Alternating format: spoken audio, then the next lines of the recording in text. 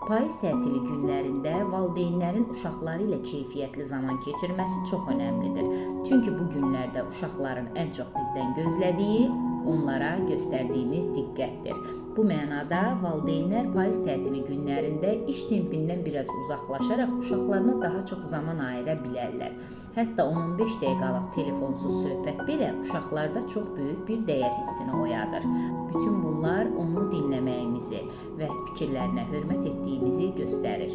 Təəssüf ki, bir çox valideynlər tətil günlərinin boşluğunu uşaqlara dərs elətdirməklə doldurmağa çalışır. Halbuki tətil uşaqlara dərs zamanı onların beyninin yüklənməsini boşaltması üçün verilmişdir.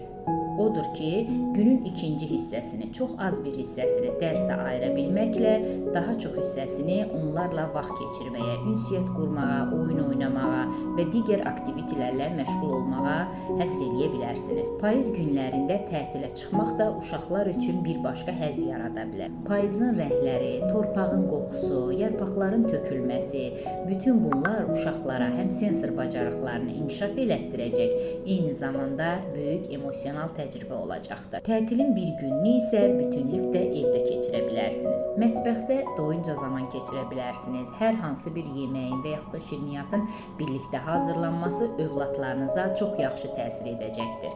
Eyni zamanda birlikdə masaüstü oyunlar oynamaq, axşam vaxtı birlikdə hansısa bir filmə baxmaq, bütün bunlar ailəvi münasibətlərin möhkəmlənməsinə daha da yaxşı təsir edəcəkdir. Həmçinin tətil günlərində uşaqların öz dostları ilə, həm yaşıdları ilə birlikdə zaman keçirməsi həm ünsiyyət bacarıqlarını, paylaşma mədəniyyətlərini gücləndirəcək, eyni zamanda dostluq əlaqələrinin möhkəmlənməsinə